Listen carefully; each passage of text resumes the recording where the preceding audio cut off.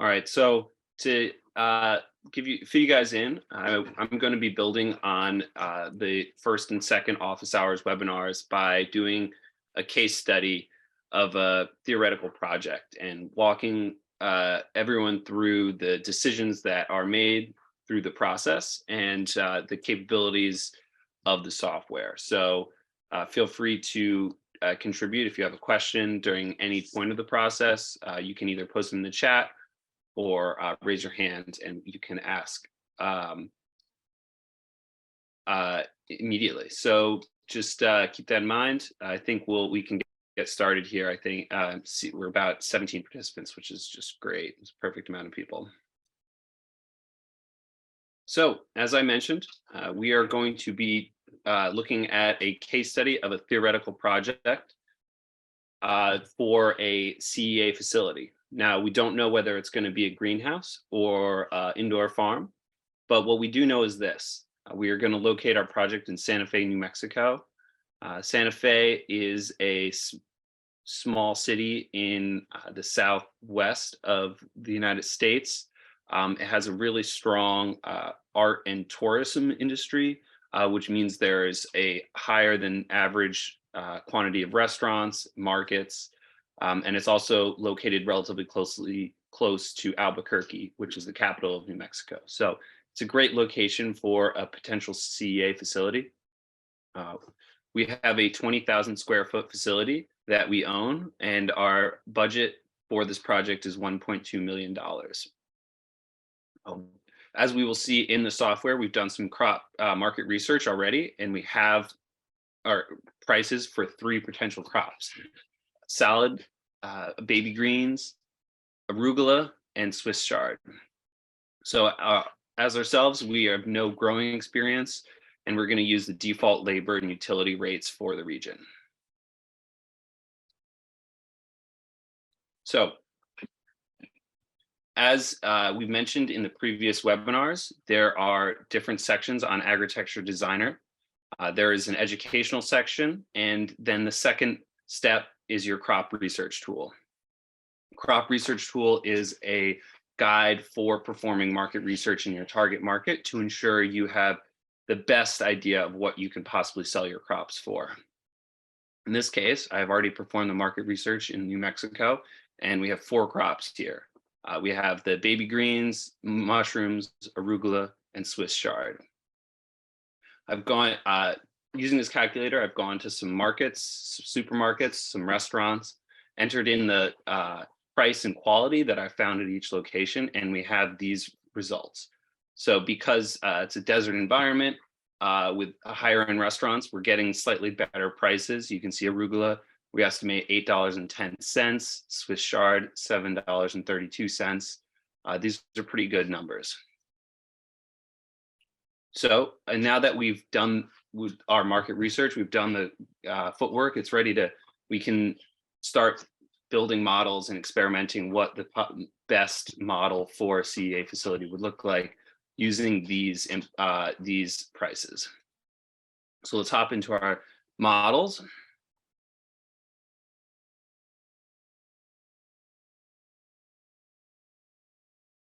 And we're going to start building a brand new model. We have 2 levels of modeling: basic, or a ballpark estimator, and then an advanced modeling tool. For our cases, since we're a little bit more advanced, we have an idea of our crop pricing, we have a location, we're going to go with the advanced modeling tool so we can really be confident that we're getting a more accurate model for our project. So here we'll first type in our name of the project. So we're going to do Santa Fe leafy greens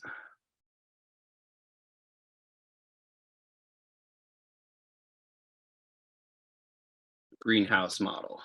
So we're going to model a greenhouse in Santa Fe, New Mexico.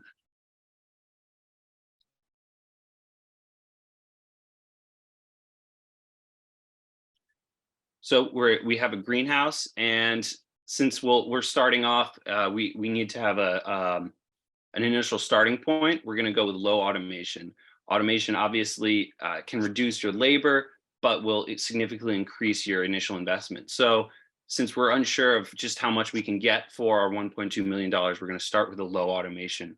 And if we decide we want to increase that, we can do that at any point. We're going to stick with these default units. And as we mentioned, we own the site, and in square feet, we have 20,000 square feet. So since this is a raw site, we're going to need both a head house for processing and cold storage. This is something that many users often don't consider when doing the planning, is that you need area to do your processing of your crops, your cleaning, and then you also need storage, especially in hot climates. You have to keep your crops at the appropriate temperature, or else they're going to wilt and they're going to fail and you're going to lose your crop. So also circulation is always important. Unless you're modeling an extension and you already have the circulation included, such as parking, you need to take that into account. So as far as our crops, we're going to stick with the 3 leafy greens that we did our market research on. So we're going to add those now.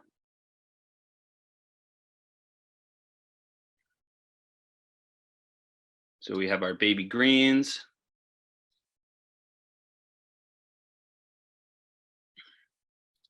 our Swiss chard, and our arugula. So as far as grow system, there are many options, and these are flexible. You don't have to commit to one grow system. Oftentimes it's more efficient to have one grow system for your entire facility, but other times oftentimes in smaller facilities, it might make sense to have 2. In our case, the salad, Swiss chard, and arugula all can grow very nicely on many of these systems. So we have options. Maybe we'll go with a classic NFT or nutrient film technique system. If you're familiar, a nutrient film technique system involves long gutters where the fertilized water, it runs down the length of the gutter, and the roots of each individual plant are constantly bathed in this, in that mixture. So it's a really great low weight, low tech solution. So we're going to grow everything on our nutrient film technique, and we're going to have an even mix of each crop.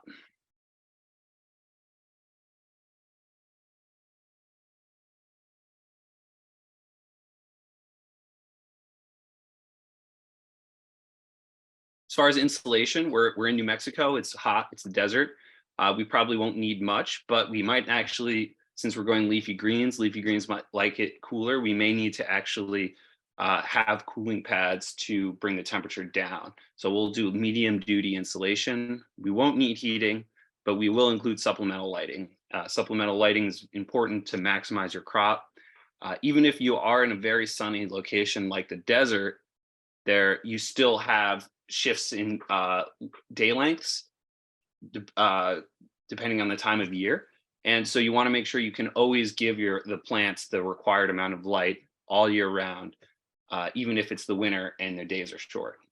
CO2 similarly is basically giving those plants exactly what they need. You're injecting CO2 into the air, which they use as their food.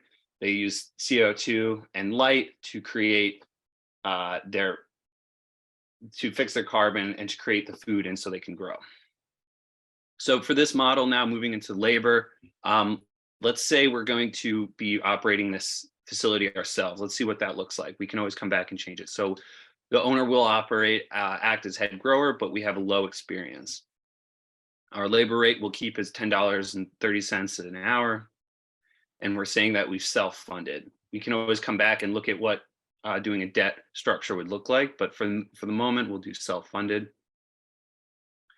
And we'll keep our standard default operating costs. So these are our utilities and the tax rate.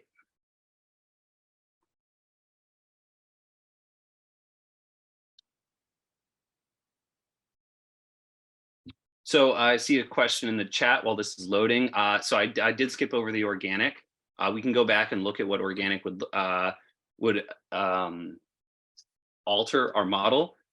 Organic can be a challenge sometimes in CEA. The organic growing has a lot of specific requirements. You can't use synthetic fertilizer. So while it can be done, it will dramatically reduce your yields.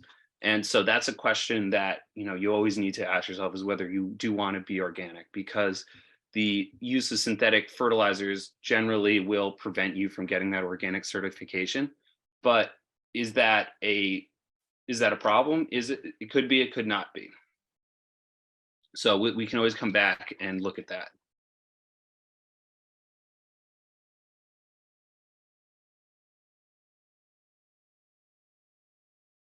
All right, so let's take a look at our model here. So first off, it's important to notice that these are all default prices. You see a little label here. The modeling software has default inputs for just about every input. And then because a model is a series of assumptions. And really what we can do is we can go in and put in more and more information to increase the accuracy of that estimate and get closer to reality. So with our low automation greenhouse, we see that we're well under our $1.2 million budget here. We're at $875,000 for our initial upfront cost, about $210,000 annual operating costs, and our maximum potential revenue is $276,000. So that payback period is a little rough, 15 years, maybe not the best investment in our current format. So when we look down, some important values to look at is the revenue over 10 years. So we can see that it does climb and that it is able to grow. And one of the important figures that is responsible for that is our wastage. So the wastage is the percent of your crop that you are not able to sell, whether that is because the crop is damaged, you have pests, or maybe it is great, you just aren't able to find a customer and get it sold before it passes its best by date. It doesn't really matter what really that is accounting for, everything that you just aren't able to sell. And in order to be successful, a business needs to reduce this wastage as much as possible. It's normal to have some amount, but it's really like 5% is what you should aim for very, very effective and dialed operation. So we can see in our project summary here that there's about 2 to 4 full-time jobs required. We are producing 65,000 pounds of leafy greens each year with a little under 10,000 square feet of bed space. We'll get more into this later, but we can also see a breakout of our capital expenditure, so we can see how much we're spending on each of our inputs. So for example, our seeding is a big cost input. Our grow system is a big cost input. We can adjust these if we happen to have quotes from vendors, but we'll come back to that. So we've taken a look at this greenhouse model, but we haven't adjusted our crop pricing. So let's do that now. So let's go back in and let's use our calculated price. Here, we're going to pull the calculated price. It doesn't. From here, we saw that it was $6.59 for our salad mix.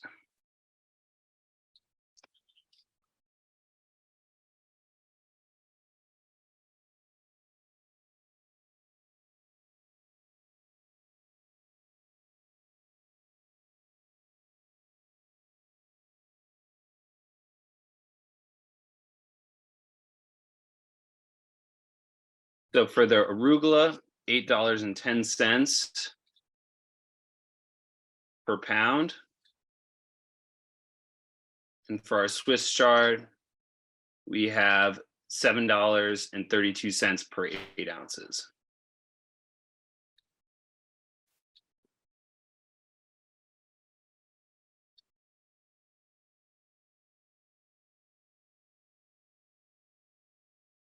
So now that we've entered our crop price, and we can see this is a much more attractive proposition now. We have a potential maximum annual revenue of $471,000 with a payback period of less than 5 years.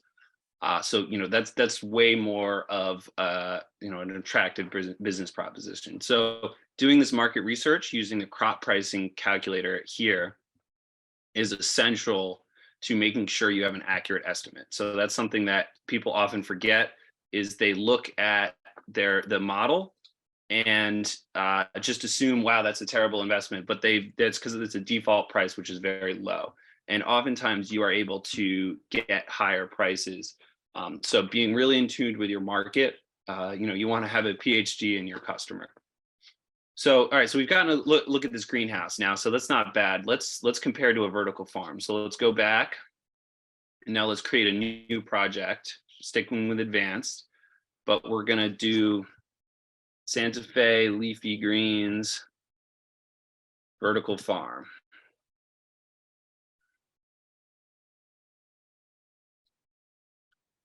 So we're still in Santa Fe. Now let's build a vertical farm.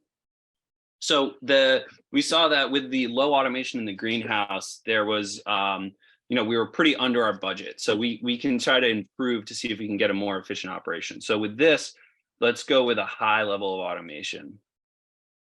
You can always go back and add more automation to our greenhouse model if we decide. So we're sticking with it. We're owned. Our site area is 20,000 square feet. And for this, we don't have the dimensions. So let's go with a 20-foot ceiling height, which is actually pretty low. So again, we need processing and cold storage. And we're going to add our same crops as before.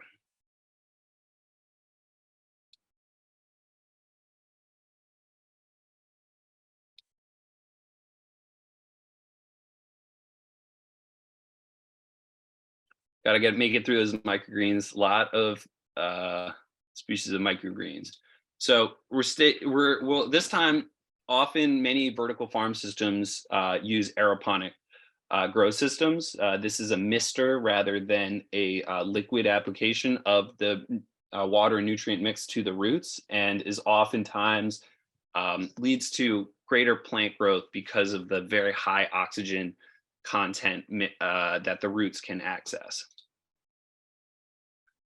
So we'll select aeroponic, and we're going to do that same even mix.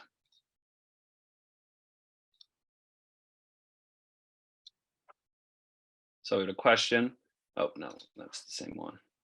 Okay, all right. So again, we're going to need mid-levels of insulation because the heat, we're actually going to need to spend far more energy cooling our indoor structure than heating it.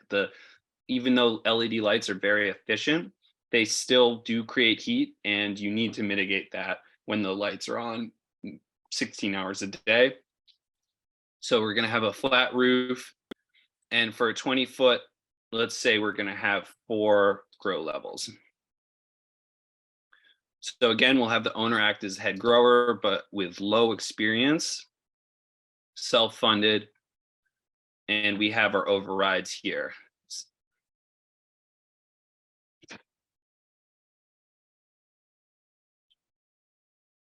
Okay, so here we go. We had capital expense. That's $4.8 million. That's a little over our price range of 1.2. You can see that that's quite prohibitively expensive for us with our current budget. So we can see the payback period is at 15 years, and we can see that the revenue is far higher, almost $1.2 million, and that's before we've even adjusted our crop pricing here. So let's put in the crop pricing.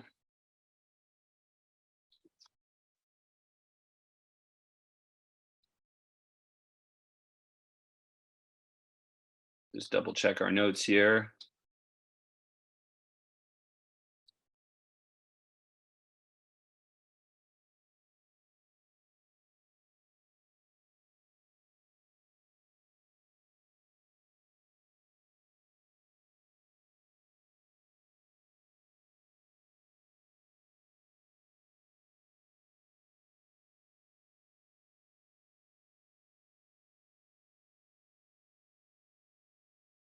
Okay, so and now we see that despite the significantly higher capital expenditure and operating expenditure it's a similar payback period of just under 5 years, which is very interesting.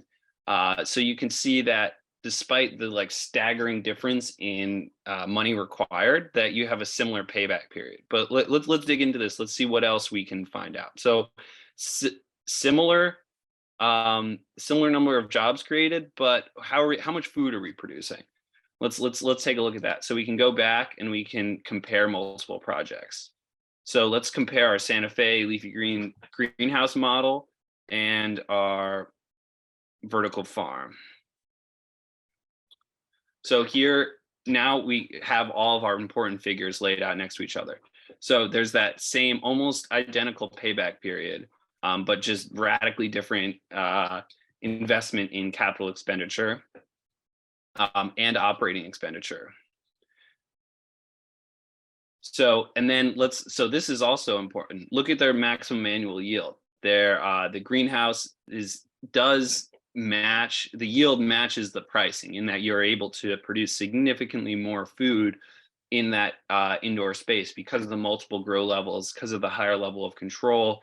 You're able to just really grow a huge quantity of food within your 20,000 square foot area. As far as energy use, this is very important. So you can look at the water use and energy use inverse, flip. So greenhouses are far more efficient when it comes to electricity usage, but much less efficient when it comes to water usage.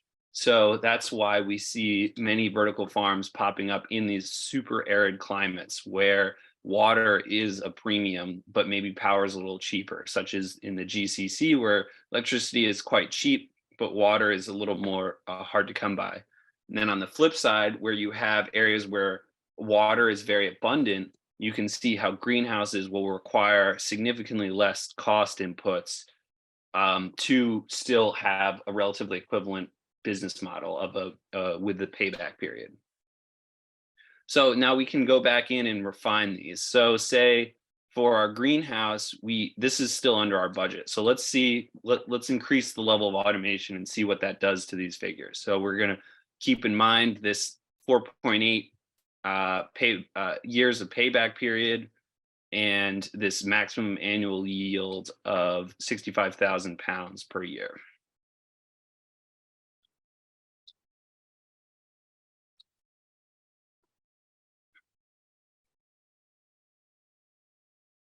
So let's go with a high level of automation. And maybe with this investment, maybe we're wondering if we should hire a head grower. So let's hire a head grower with high level of experience and at $51,000 a year.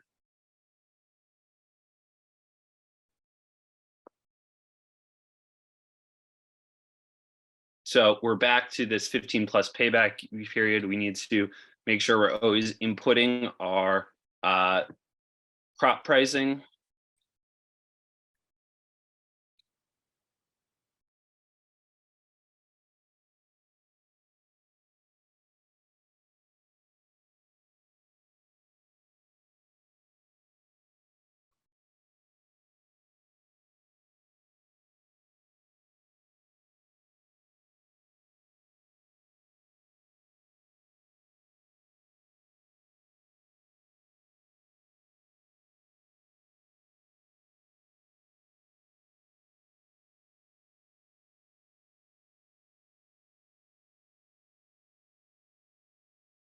So now we're adding, now we can look at this. We see that the capital expense is a little over our budget again at $2.3 million. Our payback period is a little tougher at 7.73 years. However, the maximum annual revenue is skyrocketed. It's nearly $200,000 greater. And so this shows another important decision is that hiring employees to operate your facility is going to extend the payback period because they're expensive, but you are increasing your annual revenue because you would hire experienced individuals, and you also are free to continue your current endeavors. This is more of a operation that is being managed day to day by a professional that you do not have to be as hands-on. So the payback period is extended, but maybe that's okay if it means you can sit back and allow it to be operated and you don't have to be in the greenhouse every day with hands-on. So let's go back and let's compare our new greenhouse model with a vertical farm.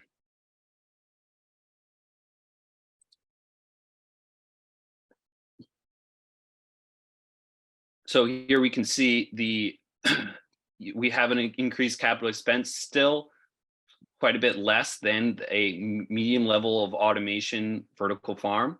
And the operating expense is way lower than even our low tech greenhouse.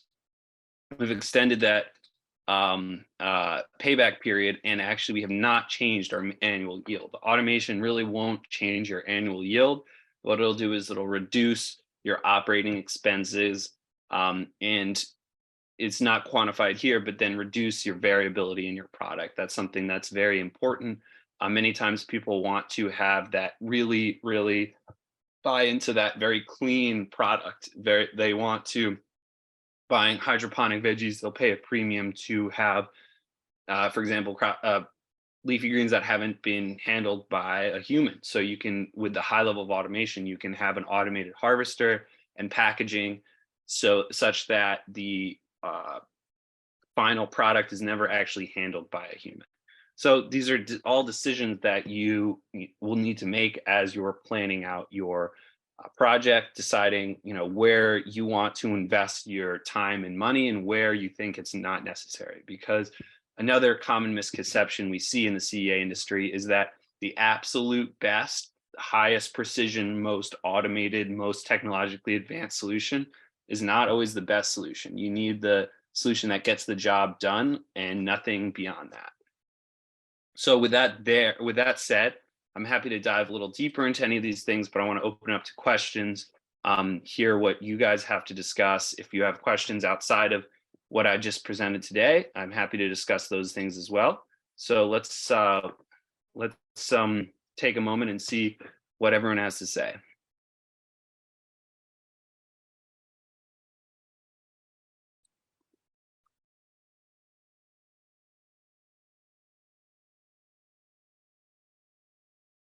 Okay, so we have a question on, can you share more about what the 20,000 square foot covered growing space looks like? In other words, in that 20,000 square foot, 5 to 3,000 greenhouse or 8 shipping container farms.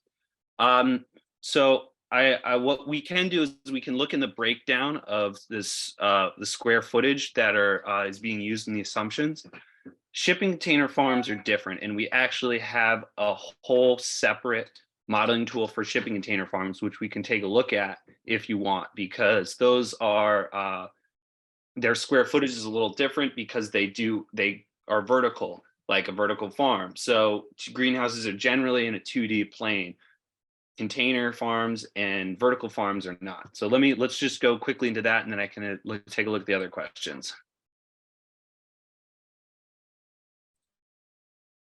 So we're back here. Let's go. We're going to take a look at our greenhouse. So the best way to look is actually in the editing screen, and you can see. Here we go. All right. So what we have what this model is assuming is that about 3/4 of your total square footage is dedicated towards production. So nursery, and then your primary grow space. And so 3/4 is about what you want to aim for. Some facilities are able to get up to 80%, but of course you want to maximize the amount of growing space and reduce everything else, because that is what makes the money, for lack of a better word. That is what creates the product, which then you can sell and pay for your business venture. So we can see that about 3,000 square foot is dedicated towards parking and walkways, circulation, that's just a human need. And then just under 2,000 square feet are dedicated towards processing, cold storage, and bathrooms. So if we were to go in and do a model for the container farms, which we can do if we have time, we can see how these figures are different. All right, moving on. What about new types of cultivation systems that are not entertained in your existing tool? That's a great question. There are many, many types of grow systems that I see. I feel like I see a new one every day or every other day. There each grow system has to be modeled into the greater modeling system, and so that requires data. And so data is a challenge in the industry, is that many people who've invested their time and money into their particular grow systems or their businesses aren't really happy to share their very sensitive data widely. So building the models can sometimes be challenging. So there are some are easier than others. There's the more widely used systems such as NFT, deep water culture, aeroponics, relatively easy to do. So that's sometimes a place where you have to do a little extra work or make some assumptions. You can always try to get an idea of a ratio of how much greater or less a system that's not included in the model is, and then do some your own calculations to determine how different your levels of production would be towards what grow systems are available in the model. Next question. How system define level of automation? Is it defined precisely? Okay, so this is a question about automation. So for this model, the the model assumes the reduction of human labor required. So we can so what we'll do is here we can take a look at our CapEx breakout and we will see what's included.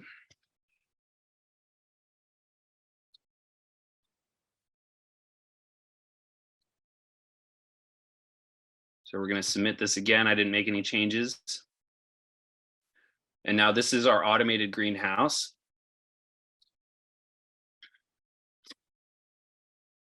So automation and processing, you can see, is a significant figure, which we knew is 60% of the overall cost.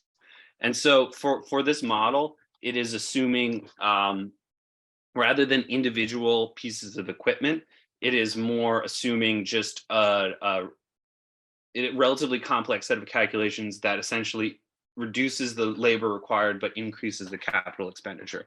So automation can get quite complex because there are so many different pieces of automation. And so that is a situation where when you're considering automation, you want to speak to automation providers, speak with myself as the client success manager, get an idea of what level of automation and what types of automation make the most sense for your specific project, because it's not a situation of one size fits all. You really need to automate what you need and nothing more. Over automation is a classic case of you're wasting money.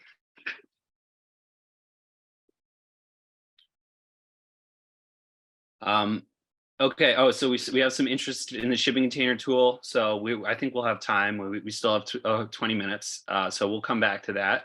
Chris, like Hypar, exactly. Hypar is a great example of working smarter, not harder. Hypar offers light tubes that will transmit the sunlight from the outside into interior growing spaces. So to cut down on the amount of lighting you have to provide to your plants. Does your tool work for Canada? Yes, it does. You can select Montreal, or you can select any town in Quebec or the rest of Canada. That's a great exercise as well, because in Canada, where you have long winters, less sunlight, it's really interesting to look at how greenhouses and vertical farms would perform in those very northern regions rather than somewhere with Santa Fe.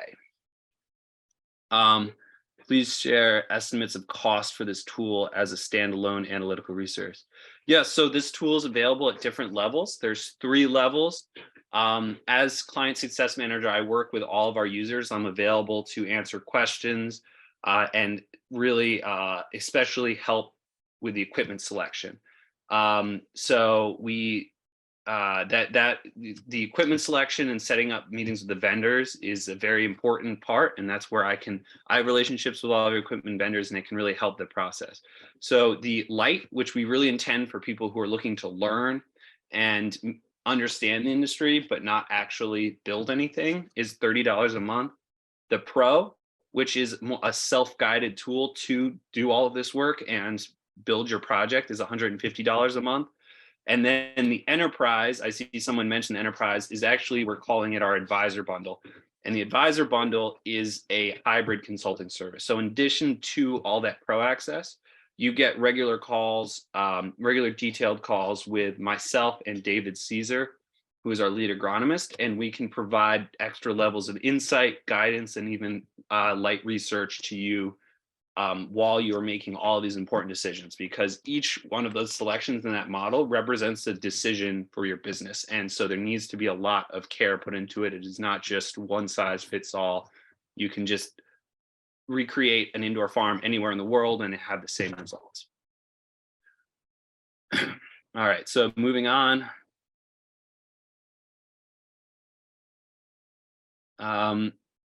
Okay, yeah, so yeah, so that's some teaser info for the advisor bundle.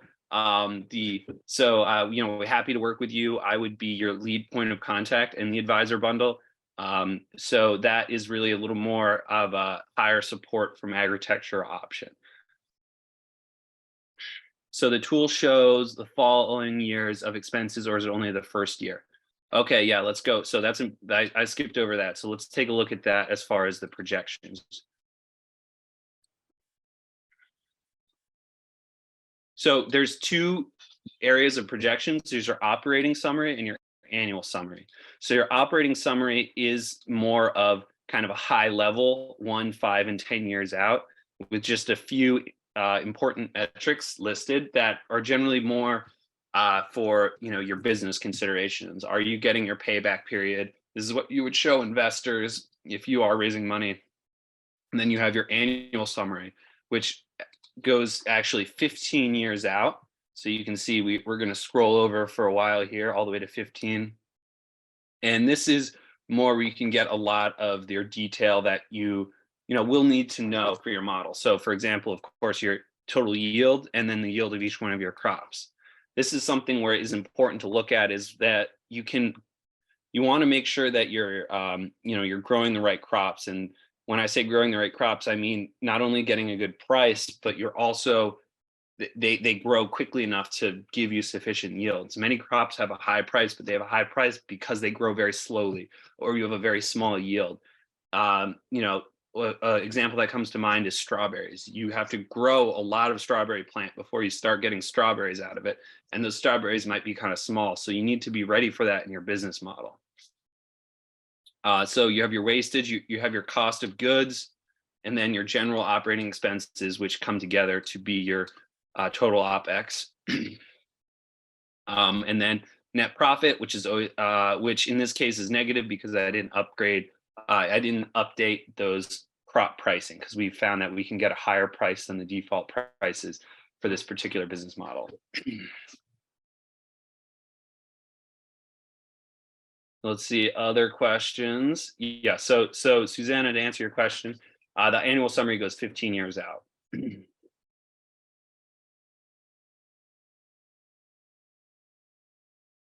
So so for the enterprise, putting in your own tech suppliers, that's something that with the advisor bundle to a certain extent can be done, where we can work with you to play with the model and give you estimates for specific system providers. But having many like a drop down list of Agritech suppliers that you can select from requires getting data from many of these companies, and that it's actually, you'd be surprised, quite challenging. So that would be hard to have that in-depth data from all of the partners. We do have from some of the partners, so we can take a look at that now. Is that when selecting partners,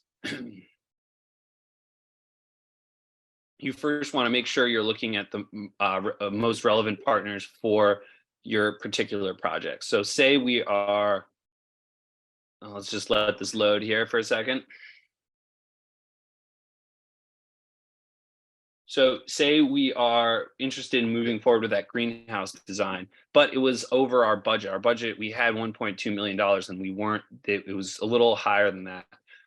You could look to some of our financing partners to do an additional raise. So for example, Harvest Returns has a very unique crowdfunding platform with a minimum investment is $10,000, but beyond that, anyone can invest. So you can raise, they're very flexible and it's meant to support these kind of small to mid-sized businesses.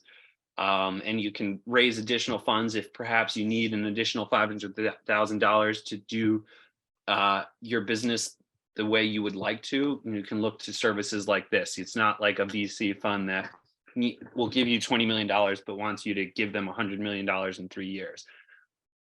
So another option, Pearl Street is different. They do project and debt finance. So this is more of if you have to, you need to raise a large amount of money for capital, but you don't want to give up any equity, you can simply borrow the money from Pearl Street and then pay it back over a set period of time, which can be really advantageous to increase your profits actually. And then we have equipment partners. So since we're sticking with our example here, we're looking at greenhouses in North America. And we see we have information about each one of these partners. So New Growing System is a greenhouse builder. We can take a look at their profile and some information about their target clients, where they support, their market history, what customer service they offer. And at this point, when you're getting it, you should be in contact with myself, the client success manager. I not only can I set up meetings with these vendors, but I can help guide you and make recommendations to say, well, this partner is really going to fit your specific needs, because these we endeavor to have each one of our partners have a very differentiated solution. So each one has kind of a fit. And so you want to make sure you're selecting the best equipment for your job, for your business, because the CEA is a high infrastructure business. It's agriculture, but you're investing a huge amount in infrastructure up front. So you want to make sure you make the right decisions the first time, because any sort of pivot or switch down the line is very difficult, very expensive, potentially prohibitively expensive. Okay, so it's looking at the European partners. We can absolutely take a look at that. So let's go to Europe.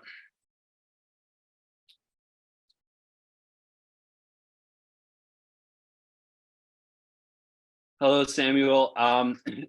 I can absolutely help you with a greenhouse for leafy greens to rear snails. We can actually, I wanted to show off the container model anyway. So let's build a container farm model to model growing leafy vegetables for your snail farm. So stick with me and we'll jump into that. As far as European partners, we have a pretty good mixture of greenhouse providers, container farm providers, and then also full indoor farm providers, so industrial solutions. There are also a lot of vendors that people don't consider. So for example, if you have an indoor farm, you need to have a very high functioning HVAC system. You need to make sure that the load can mitigate the temperature and humidity created by your plants and your lighting. So another consideration that people don't make is water treatment. How are you going to treat your water? How are you going to make sure you are keeping your water sufficiently oxygenated? How are you going to ensure your project? These are all things that should be considered, and you can and are great to discuss with myself, since I can make recommendations for what you need and what you don't need, because there's a lot of solutions out there. So these are all the European solution providers. Harvest Limited is a full indoor turnkey builder. TTA does automation. There's a lot of different options here, and all things that are important to consider. So sending the presentation, there are recordings of this, which you can view online. So I believe it's on YouTube, but I'll have to confirm.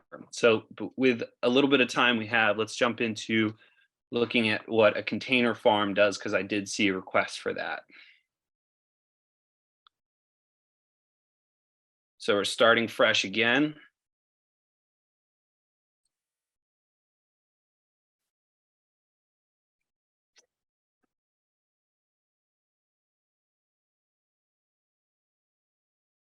All right, so this is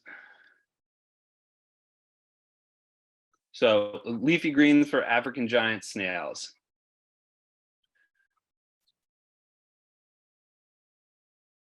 So you can be quite general with your location if you want. So we'll just stick with the United Kingdom for now. And we're going to do a container farm this time. So even though I know it's the UK, we're going to stick with the standard, with what I'm familiar with, feet, pounds, and USD. But we can switch this over to euros or a different currency if we desire. So, well, let's say we own the space and we're locating the container farm on land rather than in a building. In a building can be advantageous as you have a buffer from the outside weather. So climate conditions are more easy to maintain. And then you also have a lot more space for processing and handling. You don't have to worry about the elements interfering with your processing, your cleaning, just about all your, whatever you need to do to support your farm. So this site area in square feet, for this, we're just gonna do by container. So we'll say that he's got we'll do 2,000 square feet. And we'll do how we're creating the model based on number of container farm units. Sometimes you can go the other direction and calculate how many containers you're going to need based on your yield requirement. So for this, we're going to do by 1 container unit.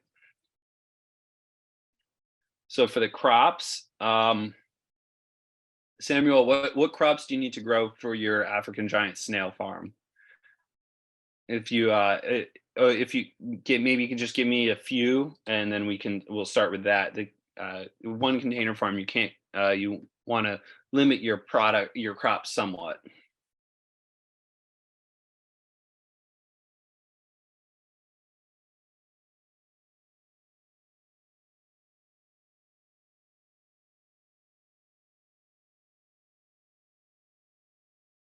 All right, so while I'm waiting for him to respond, we'll just start with some very standard leafy greens. We can always change them. Okay, he's not sure. So we'll do. So we also do support mushrooms. So that's another great consideration to make. We can come back to that if people are interested. So, but for right now, we'll stick with. I feel like we'll do kale. And with the container farms, we have actually had the ability to gain some very good data from our container partners. So rather than a general model, which you saw on your greenhouse and your vertical farm model, these are what we call templates. So these are actual companies providers. So in this case, Lettuce Grow, Urban Crop Solution, Harvest, and Zip Grow. This is data they've provided on the yields of growing kale in their solutions. So let's do Urban Crop Solutions for this example. They're a great company out of Brussels. So we're going to have the owner is acting as head grower, mid-level of experience, labor rate. We'll do self-funded for simplicity, but actually we'll do debt this time, and we'll say standard for agricultural equipment is either 5 or 10 years. Let's do 10 years at 5% interest. And so we're keeping the utilities the same. Okay, and this is a great example of a different purpose. So for Samuel's purpose, he isn't growing the crops to sell. he is growing them to feed his African giant snail farm. So the payback period is actually less, would be less interesting, I would imagine, and the yields is more important because he needs to figure out how much he needs to grow in order to feed his snails. So let's take a look at that. So we can go into our annual summary, and we can see that one urban crop solution shipping container farm is going to produce about just over 9,000 pounds of kale each year. So you can back calculate and you can determine how much will be available per month and per week based on your feeding schedule that you require. And then you can see that the estimated cost is just under $250,000 for this shipping container.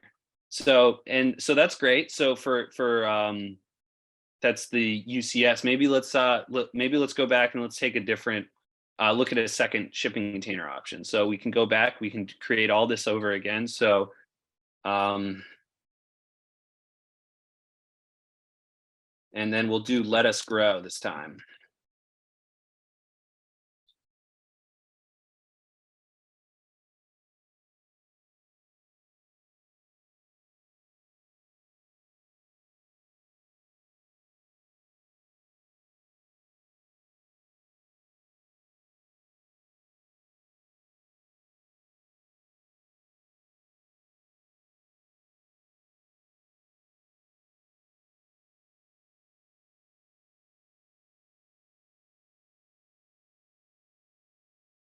So let's do red Russian. So this is the reason there are so many types of kale is because we are reporting the data that was given to us by these providers. So Let Us Grow gave us cultivation data on 1, 2, 3, 4 different varieties of kale. Where so the selecting the variety is also an important consideration, and it's great if you have this ability to be very confident of the yields of a specific variety. So let's do red Russian.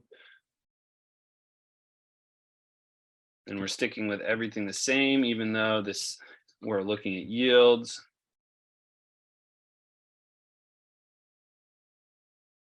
And so here now with the Let Us Grow container farm, we see $170,000. So it's cheaper. It's you're saving about $80,000. But let's look at the yields.